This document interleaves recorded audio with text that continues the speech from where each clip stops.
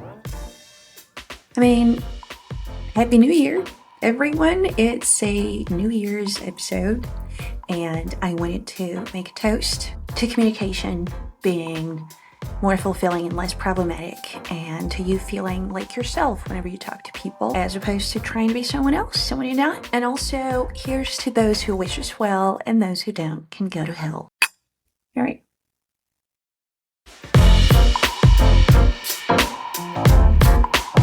Welcome to Beyond the Accent, Speak Without Limits, the show where we explore the bilingual experience beyond the speech sounds. I'm Carrie, a voice coach, linguist, and expat, navigating life across cultures for over a decade now. This podcast is where language meets identity, and where you learn to speak with clarity, confidence, and purpose. Without limits. Each episode, we dive into the stories, struggles, and successes of people living the bilingual life, while sharing expert tips to help you unlock the full potential of your voice in English. Ready to explore what's beyond the accent? Let's get started.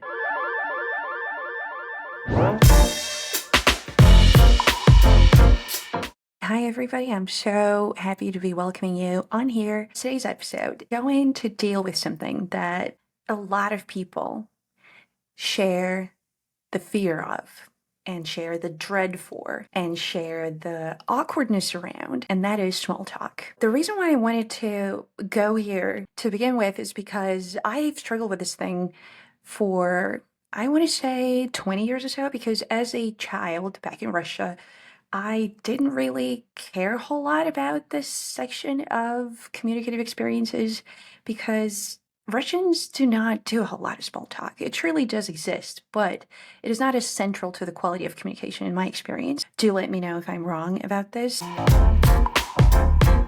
It's going to be here. It's here to stay. Small talk is here to stay so long as there's people inside the same room. AI is going to change things. It's going to alleviate and facilitate, but it's definitely not going to cancel out the need for small talk type of exchanges. There was actually a little something that served as a kind of an extra impetus for me to record this episode and really be looking forward to it. I saw a podcast of Simon Sinek's, and he was interviewing Trevor Noah, and they appear to have wonderful chemistry. They like each other a whole lot, you can tell as you watch the episode. They do open up via saying, you know what, we always have these big talks, deep conversations, and not once have I spoken to you without, like walking out of the room thinking how much I have learned and how much I've managed to try and shift my perspective, whatever it is that we were touching upon. And this is where Simon says something like, I don't want any small talk with you and I just want the big talk, the deep talk.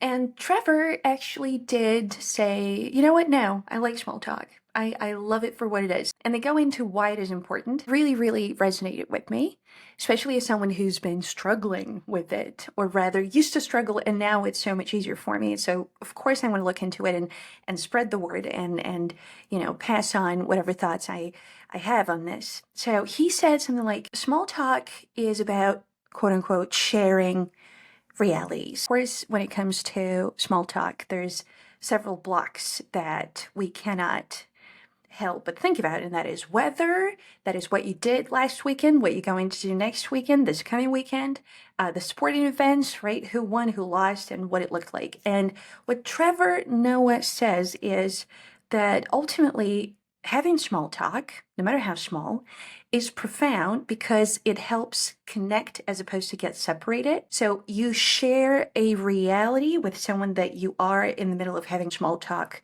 with. The weather is terrible out there, and instantly you're sharing this experience of how terrible it is, even though you're no longer outside, the both of you. Or it's actually beautiful. You are focused on the visual and sensual experiences around the warm, wonderfully gorgeous weather outside, and you're sharing this little something and you're connecting over something minute, yet it's so grand and it's so helpful for you to actually see each other inside the same mental space, right? So it's not profound, it's not talking politics, but moving on towards politics after you've shared this little space is going to be so much easier somehow. And this is what a lot of authors across the board, whatever their tone is, whatever their style is, whether it's more scientific, whether it's more about linguistics, people will say the same to you. Small talk doesn't really have to do with passing on information, right? It's about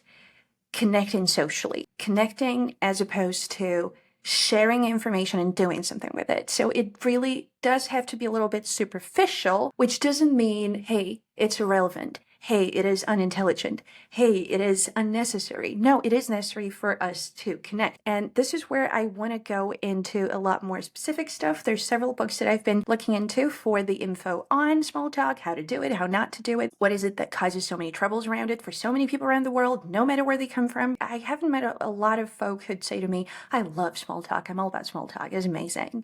Well, except for Trevor Noah. But I do want you to bear with me, stick with me, okay? And here's my bold claim. Small talk is brilliant. It's one of humanity's greatest inventions, okay? I said it. You meet a stranger, right? It's a potentially awkward moment. And this awkwardness is a huge part of small talk experiences. It's almost like you want it to be there. Otherwise, it's not even small talk. Awkwardness is one of the elements. It's one of the bits of the mosaic that the small talk is built from. So you have no shared history with that stranger, okay? No established trust. You don't know each other, right? I mean, one might say, why talk to them anyway? But when people talk, when people communicate, things work out, they build, they help each other out. They thrive on exchanges, and you got to get there somehow, and you cannot just establish trust, out of nowhere. So small talk, it's a bridge that helps us cross that gap. The lack of trust gap, the lack of shared history gap, like a social key, if you will. And I might be borrowing from one of the authors whose book I have been perusing, so I don't want to be taking the credit. The book that I've been looking at is Small Talk That Doesn't Suck, and that is really something I could get on board with. Patrick King basically claims that we don't have to talk about the weather. The weather is a good opening space, but you really don't want to be stuck there. I want you to think of this as a key of sorts, right? That opens doors to deeper conversations. What a lot of Russians tend to do, they jump into the deep conversations, into the ocean of, Dostoevsky style depth, and you don't want that right away. In a lot of cultures, you don't. You yourself don't want that, as far as I'm concerned. It's really hard to stay there and be seriously invested with someone you don't really know much about. So yes, authentic relationships, you can build those based on the superficial first steps. And there will be fewer misunderstandings. You understand people better when you've had enough small talk with them. The author of the book actually feels that small talk is an art form. So it's a skill, which is what a lot of social psychologists will tell you as well, and something you can work on. And it's not something that you're just born into. It's not genetic. You might be charming, endearing, great person to talk to overall, but if you want to feel good about small talk, there's things you gotta look into first.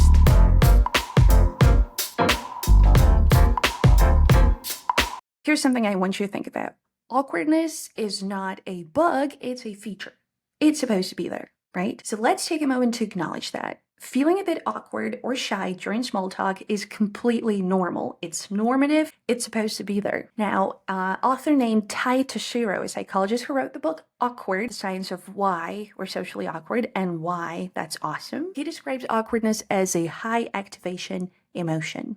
So you get activated through the awkwardness, according to him. And it's this disorienting type feeling that makes us hyper aware of ourselves in social situations. And that, hyper consciousness, hyper self-consciousness is not too helpful unless you ride that wave. I want you to think about how it's not feeling awkward that's the problem.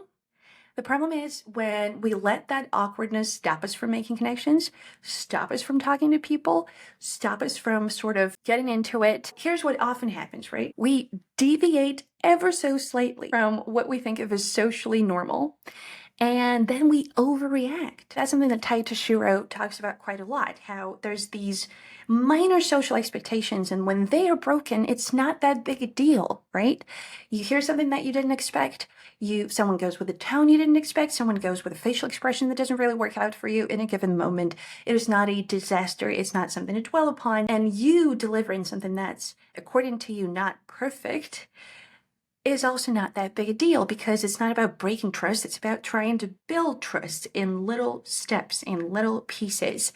And deviating from those little expectations is not going to kill you. It's not going to kill either of those participating in the conversation. When you overthink, you like spiral into self-criticism and boom, you create this reinforcing cycle of discomfort, and you just kind of go in circles and you're not getting anywhere and you're not communicating and you're not connecting. So there's a few questions I want to ask you here.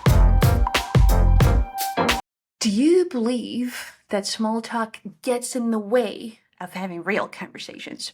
Real conversations. Do you think of small talk as not real, inauthentic, unnecessary, unimportant, superficial in a categorically bad sense of the word? Have you ever thought that you're uniquely bad at socializing and that it's just like not for you? Like you're too introverted for this kind of social talk? And does it feel like talk per se that is not big enough, kind of like a necessary evil?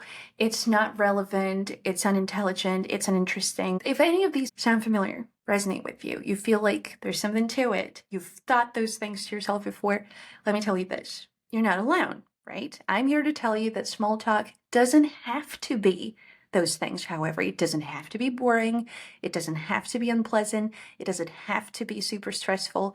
It can be a lot more meaningful than you might give it credit for. It can actually be way more enjoyable. It probably won't be with every person you ever meet. That's also okay. Back to like perfectionistic expectations and adjusting those a little bit. And it can be empowering in a way because it gets you into a whole different plane where there's more connection, there's more trust, there's more of a rapport, and there's more sense to what's being said. Let's explore how, right? First of all, the social awkwardness. I want you to think about how we might be able to combat the awkwardness or embrace it. That's also a form of weaponry, embracing things as opposed to fighting them away. But here's the thing, right? Before you engage in small talk, and I know this has helped me a whole lot, right? Because me as a Russian person, for many years, I was not prepared to be involved in an exchange, in a conversation that's sort of random, spontaneous. Out of the blue, someone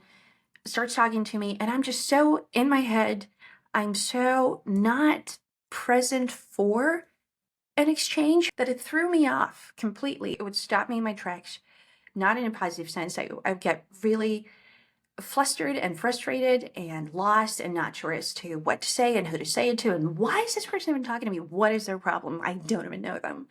And of course, it's a matter of cultural clashing, right? But it's also literally lacking the mindset for said exchange, right? It's my body not expecting it. It's my voice not expecting it. It's my ears not expecting it. It's me being in a space where that is not quite acceptable. So it was kind of surprising to me over and over again until one day I learned that this is how it's going to be. People are going to want to engage with me. People are going to want to tell me that they love the color of my hair, thanks to my hairdresser. And you want to be ready for that. It shouldn't shock you and shouldn't shock your body and shock your brain into like, what do I do now? People wanting to engage, queuing up for something at a store.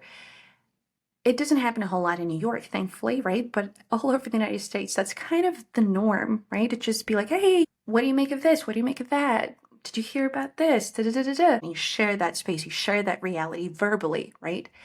But I was not ready for it. So it's about this preparedness first and foremost. Not just some abstract mental preparedness, but physically being ready to engage, right? So it's it's almost like a meditation, being present for whoever might need you for a couple of words. And it is cultural, and it might be frustrating at first, but it really is worth the trouble. This mental preparation, it goes a long way. So I want you to think of it as warming up before a run, right? You wouldn't just start sprinting cold, right? You would make sure that you've done whatever you've got to do to avoid injury, right? So this emotional injury that you do not want to run into, well, that also asks for a kind of a warm-up and being in a certain space emotionally and mentally and physically, because all of those things are intertwined. So I want you to anticipate someone coming up to you once in a while.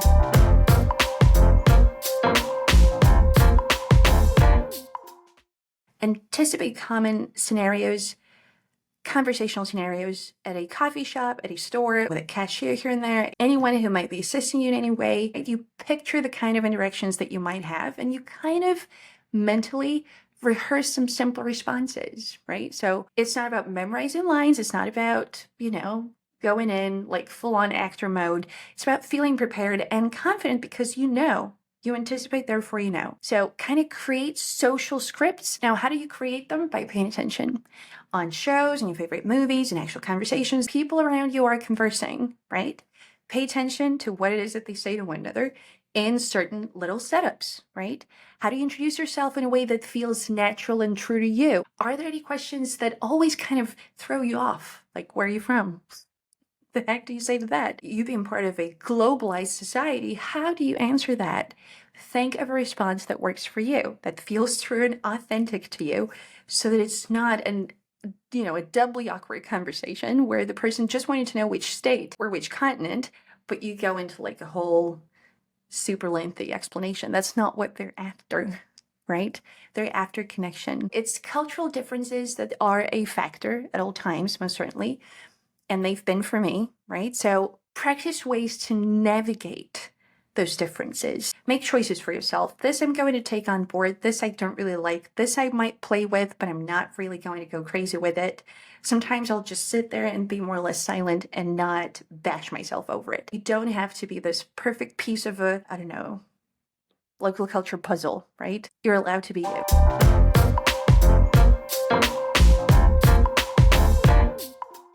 And real importantly, I invite you to be bold with this.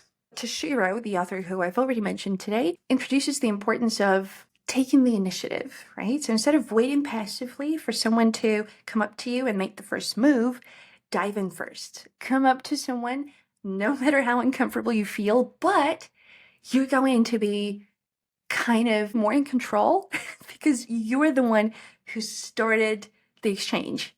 You were speaker A, right? And when we are anxious, we often inadvertently kind of place ourselves in this passive, reactive frame of mind. And it's a matter of positioning, right? So you kind of place yourself into this spot of not being in control. I mean, control is a loaded concept, but bear with me, right? We start to see like social interaction as something that's imposed onto us. It happens to us. It's something that other people do and something that we merely have to be part of. We tolerate it and endure it, and we just want it to be over. But if you are the one initiating it, no matter how weird it feels at first, the magic of it all, it comes in, it happens. So I really do want you to try this out. It has changed things for me, profoundly so.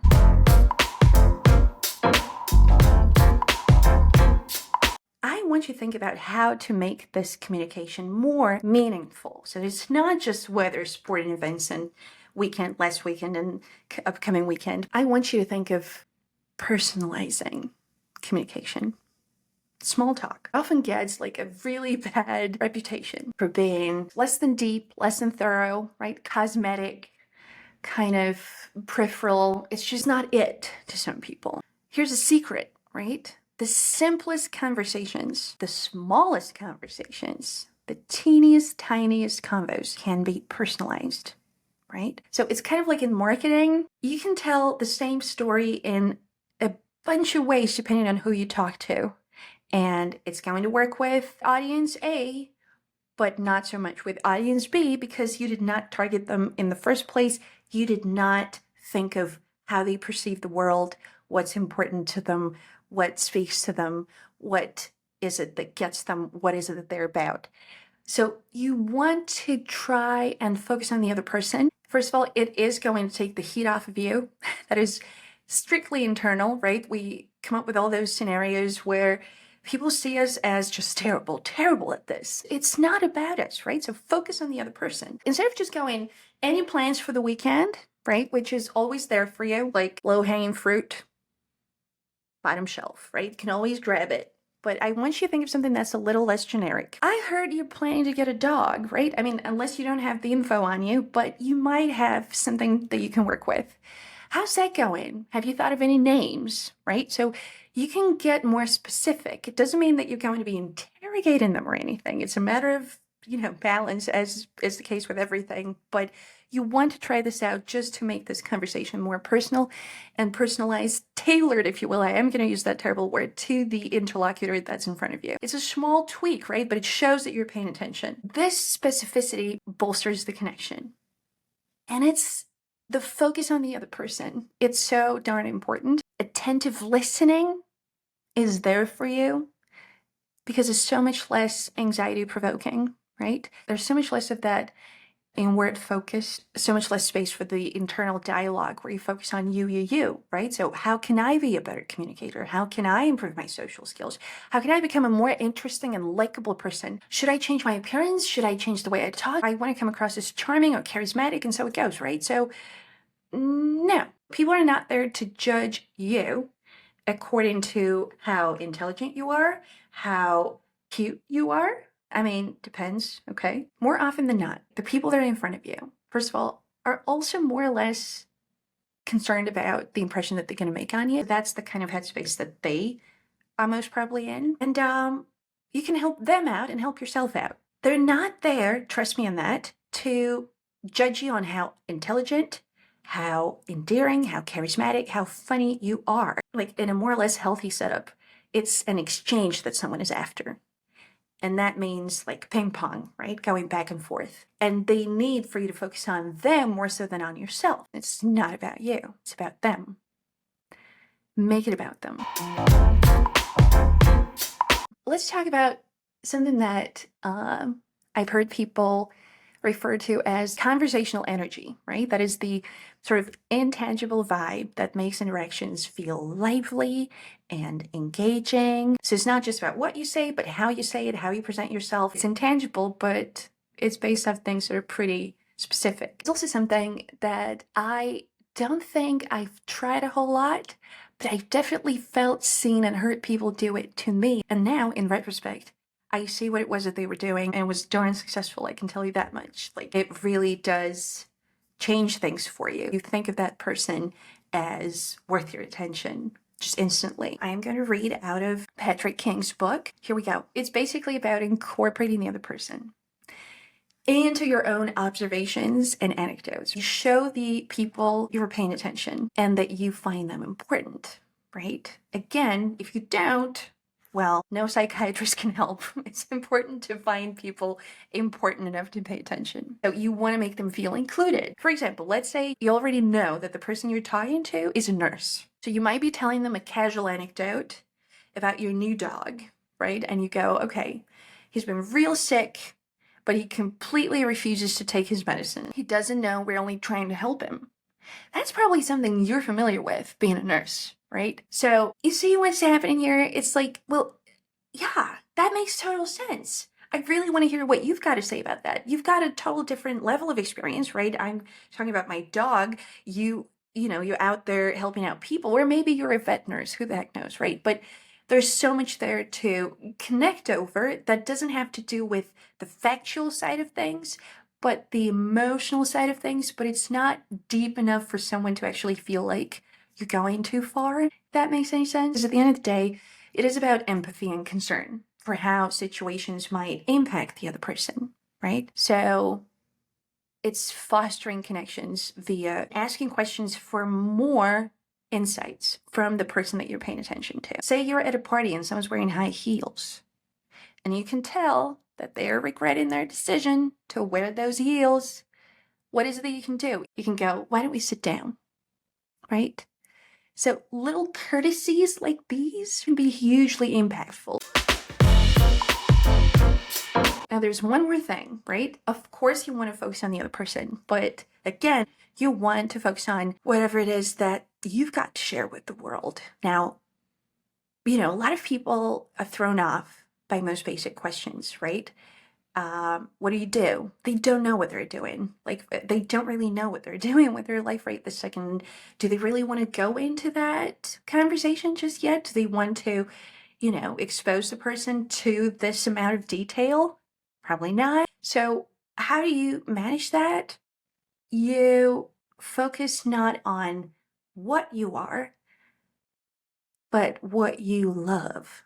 And this is me quoting Tamara Bay 100%. My friend Alexis hated small talk because inevitably people would ask about what she does, and she has a job that's hard to explain and easy to misconstrue.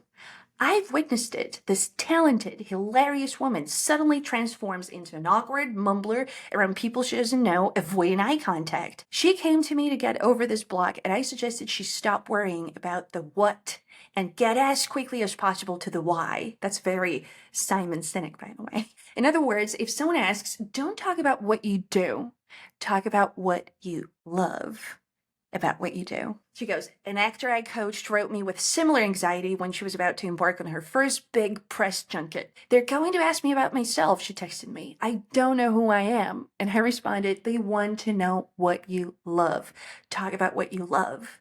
So focus on the things that fire you up, that make the spark happen for you. That's what makes you interesting. Not what you do, not the status, the positioning. No, I mean, unless it's networking and it's really, socially dry, but you can always choose to make it way less dry and you can moist it up, my friend. Now, I want there to be some actionable steps for you before you actually walk into a room full of people that you don't personally know, right? So I want you to have something to work with. And there's a few exercises that I would suggest. Number one is a mirror exercise, but I honestly think that it ought to be transformed into a video exercise. I want you to record yourself talking about something that you love, that you care about. And I want you to be playful with your voice, right? You do not want monotonous delivery. You want to talk about something that you love. That's one tone of voice. You want to talk about something that you hate. That's another tone of voice. You're going to be modulating. You're going to be going back and forth, up and down. And the face is going to come in. And this is where I want you to see your face. I want you to watch the video. I want you to play it back to yourself. I want you to know what you look like when you talk to people, because it's a blind spot for so many of us. We don't know what we look like. We don't know what we sound like. But knowing what's there without judging is a huge step towards freedom in your communicating to people that you've never met before. You know what you're dealing with, right? So there's fewer unknowns and more data that you can play with. I want you to imagine, how would you say XYZ, right? I don't know, like I love you. If you were an actor in a movie playing a certain role, right? So how would you say I love you as Terminator?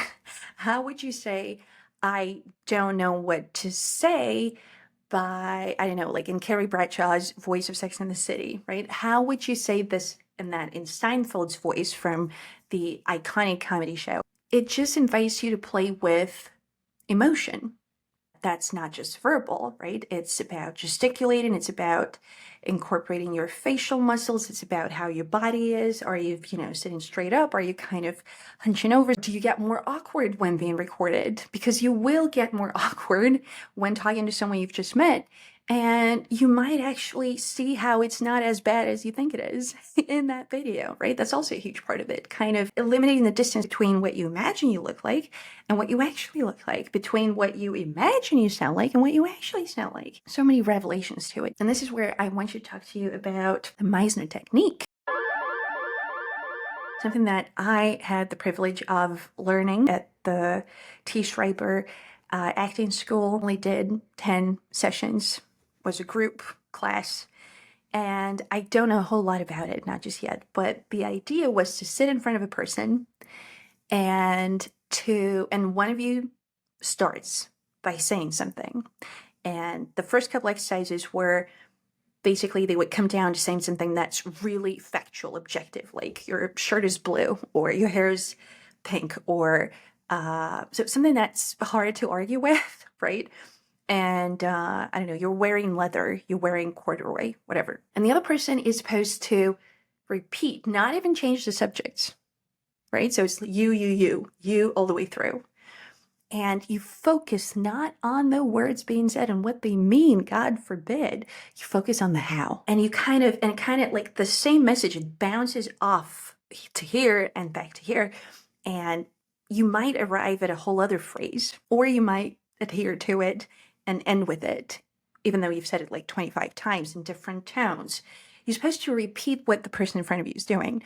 And that's what allows you to kind of invite this abundance of vocal possibilities, of emotion expression possibilities.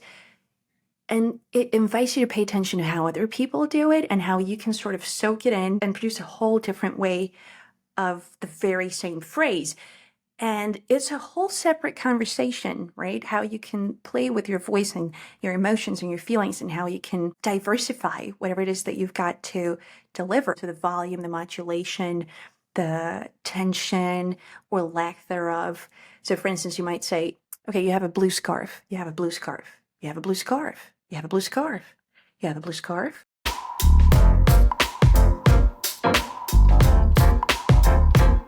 Another thing I want you to do, I want you to grab a book and I want you to imagine that you're reading it to a child. I want you to do different voices, okay? I want you to do an evil character and a kind character, what the heck ever it is. I want you to really overdo it, right? I want you to look into storytelling in terms of vocal expression. Stories, they help us understand the rhythms and the flows of narrative. You do not want things monotonous. You do not want them tedious. You do not want them on the same note, right? Not in English, for sure. Why do we read the books to children? Because there's the emotional literacy, right? What do the characters feel?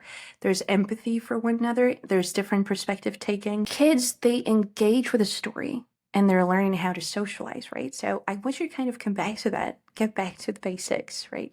The rules of human connection through vocal expression. You can grab a story to read out loud, and if it's a kid's story, that's even more preferable. And I want you to read and pay close attention to how you're breathing and modulating your voice. Really take your time with it. Really hold out the vowels. Don't rush yourself. Make it a very theatrical experience, the overdoing, right? Because when awkward, it's going to get dialed down. It's going to travel back. So you may as well overdo it at this point. You want to pace yourself. You want to change your pitch, volume, tone. The point of this exercise is to help you become more aware of how your voice influences your communication and how it helps you be there, not just to provide data, but to inject some enthusiasm into what you're doing and how it's being perceived. Warmth isn't just about smiling and nodding. It's about showing genuine interest, and the tool that your voice is, it most certainly should not be ignored because of the capacity that it has to convey excitement, and you're being genuinely invested in what someone's saying to you. Next time you find yourself in a small talk situation, remember, it's not about perfection. I'm going to say that again and again. It's about connection.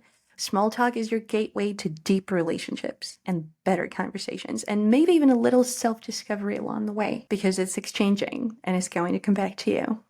Back and forth, back and forth. Till next time, stay curious and keep connecting. Talk to you soon. Oh, Happy New Year once more. Bye-bye now. Thank you for joining me on Beyond the Accent, Speak Without Limits with Carrie. I hope you're feeling inspired, informed, and ready to use your voice with more confidence. If you enjoyed this episode, be sure to hit follow so you never miss a new one. And don't forget to connect with me on Instagram at carrie.on.accent and on YouTube for more tips, stories, and free resources to support your voice journey. Until next time, keep exploring, keep learning, and remember, your voice deserves the spotlight. Speak with confidence from the inside out. Without limits. Talk soon.